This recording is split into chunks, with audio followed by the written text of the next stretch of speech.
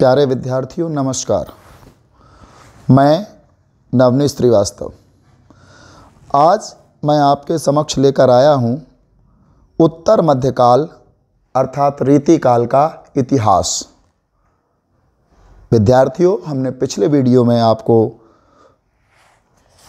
पद्य साहित्य का इतिहास के अंतर्गत आदिकाल या वीरगाथा काल का वर्णन किया था। आज उत्तर मध्यकाल या रीतिकाल का वर्णन या इसका हम परिचय देंगे। विद्यार्थियों, उत्तर मध्यकाल या रीतिकाल का समय 1700 से 1900 तक अर्थात संवत 1700 से 1900 तक का माना गया। आचार्य रामचंद्र शुक्ल ने इस काल की गति काव्यगत रीतिबद्धता की मूल प्रवृत्ति के कारण इसे रीतिकाल कहा है। विद्यार्थियों, यह वह समय था जब हमारे देश में मुगलों का पतन हो रहा था। देश में छोटे छोटे कई राजा अपने अपने स्तर से राज्य कर रहे थे और अपने मनोरंजन के लिए अपने अपने राज दरबारों में कवियों को उन्होंने नियुक्त कर रखा था। जो कवि अपने स्वामी अपने राजा के मनोरंजन हेतु कविताएं सुनाते थे। कविताओं में प्रशंसा,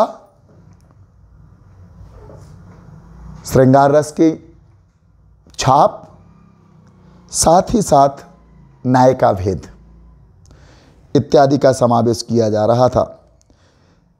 इस राज्याश्रित कविता के कारण कविता अपना मौलिक स्वरूप खोती जा रही थी। कवि राजा के भय, राजा से अधिक स्नेह प्राप्त करने, राजा से प्रशंसा प्राप्त करने हेतु कविताएं लिखा करते थे। कविताओं का उद्देश्य केवल मनोरंजनार्थ ही था।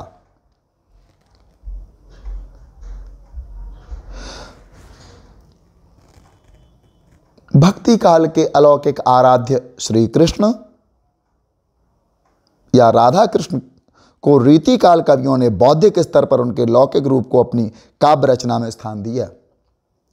इस काल में रस, छंद, अलंकार के शास्त्रीय पक्ष को विशेष बल मिला। रीतिकाल के रस, छंद और अलंकार रीतिकालीन काव्य का प्राण हैं। रस में श्रृंगार रस के संयोग और वियोग। विद्यार्थियों, आपको ज्ञात होगा श्रृंगार रस में दो पक्ष होते हैं, संयोग पक्ष और वियोग पक्ष। इसी प्रकार वात्सल्य रस में भी दो पक्ष होते हैं, संयोग वात्सल्य और वियोग वात्सल्य। किंतु रीतिकाल में श्रृंगार रस के संयोग और वियोग दोनों ही पक्षों का विकास हो रहा था। यही कारण है कि इन कवियों में नारी विषयक दृष्टिकोण में अंतर आ गया। अलंकारों को इतना अधिक महत्व दिया गया कि काव्य का भाव पक्ष उतना उभर कर नहीं आ पाया। भाव पक्ष अर्थात हमारी भावना का पक्ष, इसको हृदय पक्ष भी कहा जाता है। दूसरा होता है इसमें कला पक्ष, जो कि कवि की कल्पना, कवि की कला इत्यादि का प्रदर्शन करती है, जिसमें रस, छंद, अलंकार इत्यादि भाषा शैली सभी आ जाता है। विद्यार्थियों, उत्तर मध्यकाल या रीतिकाल की अगर प्रवृत्तियों की बात की जाए या विशेषताओं की बात की जाए तो इसमें इसकी प्रवृत्तियां या विशेषताएं कुछ इस प्रकार हैं। रीतिकालीन काव्य सांसारिक सुख का प्राधान्य रहा। इसमें जितने भी कवि हुए सांसारिक सुख को भोगने के लिए ही कविताएं लिखी हैं। कवि राज्याश्रित होने के कारण कविता भरण पोषण और धन प्राप्ति का साधन बन गई।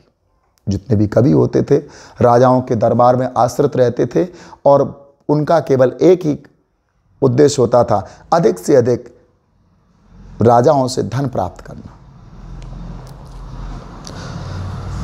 फलतः कविता अपनी मौलिकता को खोती जा रही थी।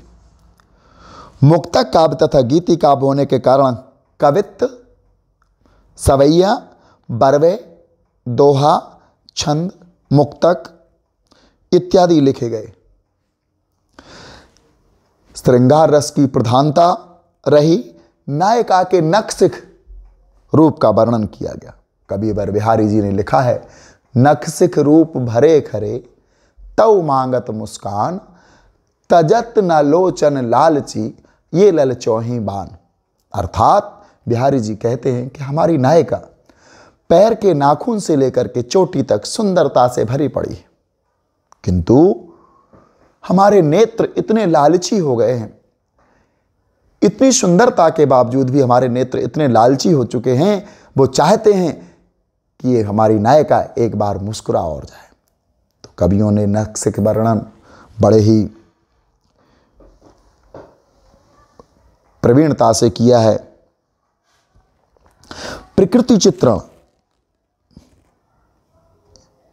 रीतिकालीन काव्य की एक और प्रवृत्ति रही है। नए नए उपमानों का प्रयोग हुआ है। कला पक्ष की प्रधानता रही है। भाषा में चमत्कार और अलंकारों की विविधता रही है। रीतिकाल की और प्रवृत्तियों को अगर देखा जाए तो भाषा प्रायः ब्रज रही है। रीतिकालीन कवियों की भाषा प्रायः ब्रज भाषा रही, क्योंकि इन्होंने राधा कृष्ण के प्रेम को अपना आधार मान करके कविताएं लिखी हैं। तो उस समय की जो भाषा थी वो ब्रज भाषा का इन्होंने समावेश किया है अपनी कविताओं में। कुछ कवियों ने फारसी के शब्द अपनाए और कुछ ने संस्कृत के तत्सम शब्दों को अपनाया है। संस्कृत साहित्य का रीतिकाल या उत्तर मध्यकाल पर अधिक प्रभाव रहा है। विद्यार्थियों, रीतिकाल या उत्तर मध्यकाल के यदि प्रमुख कवियों और उनकी रचनाओं की चर्चा की जाए तो कुछ इस प्रकार होगी। कवि थे केशवदास। केशवदास का तो प्रसिद्ध है ही रसिक प्रिया, कवि प्रिया रामचंद्रिका। रामचंद्रिका में केशवदास जी ने भगवान श्री राम के गुणों का गान किया है।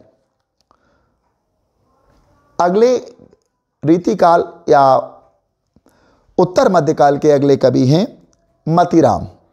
मतीराम का रसराज, ललित ललाम दोनों ही काव्य संग्रह बड़े प्रसिद्ध हैं। अगले कवि इस काल के कविवर भूषण। भूषण ओज गुण से युक्त कविताएं लिखी हैं भूषण ने। इन्होंने शिवराज भूषण, शिभा बावनी, छत्रसाल दशक, इनकी 3 रचनाएं अत्यंत प्रसिद्ध हैं। प्यारे विद्यार्थियों, उत्तर मध्यकाल या रीतिकाल के कवियों में बिहारी जी का नाम लिए बगैर हम नहीं रह सकते। बिहारी ने केवल एक ही रचना लिखी है जिसका नाम है बिहारी सतसई। इसमें उनके 723 दोहे संग्रहित हैं, लेकिन इस केवल एक ही रचना के कारण बिहारी जी बहुत प्रसिद्धि प्राप्त की है रीतिकाल में। रीतिकाल के कवियों में बिहारी जी का नाम लिए बगैर रीतिकाल अधूरा रह जाता है। बिहारी जी के दोहे के बारे में कहा गया है, बिहारी ने गागर में सागर भरा है। बिहारी ने गागर में सागर भरा है। कहते हैं सतसैया के दोहरे, सतसई जो कि बिहारी द्वारा लिखी रचित है। सतसैया के दोहरे ज्यों नाविक के तीर, देखत में छोटे लगे घाव करें गंभीर। यद्यपि बिहारी जी के दोहे देखने में तो बहुत छोटे लगते हैं, 11-13 के विराम से कुल 24 मात्राओं के 2 चरण 2 पद होते हैं, किंतु उनका भाव, उनका अर्थ गरिमामय और गंभीरता सागर जैसी गहराई लेकर के प्रकट होता है। अगले कवि इसी क्रम में आते हैं देव। भाव विलास और रस विलास इनकी 2 रचनाएं हैं। अगले कवि रीतिकाल के एक और प्रसिद्ध कवि कविवर सेनापति। सेनापति का ऋतु वर्णन कौन नहीं जानता है। सेनापति ने 6 ऋतु का वर्णन किया है। समस्त 6 ऋतुओं का वर्णन अपने काव्य में किया है, किंतु यहां रीतिकाल में सेनापति की रचना है कवित्र रत्नाकर। अगले कवि आते हैं पद्माकर। पद्माकर ने जगत विनोद, गंगा लहरी, पद्माभरण आदि काव्यों की रचना की है।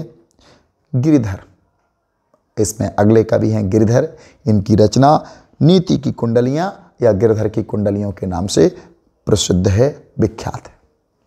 मेरे प्यारे विद्यार्थियों, उत्तर मध्यकाल या रीतिकाल का इतिहास संक्षेप में अगर देखा जाए तो इतना ही है। अगले वीडियो में हम आधुनिक काल या गद्य काल का इतिहास का वर्णन करेंगे और हम उस पर प्रकाश डालेंगे। नमस्कार।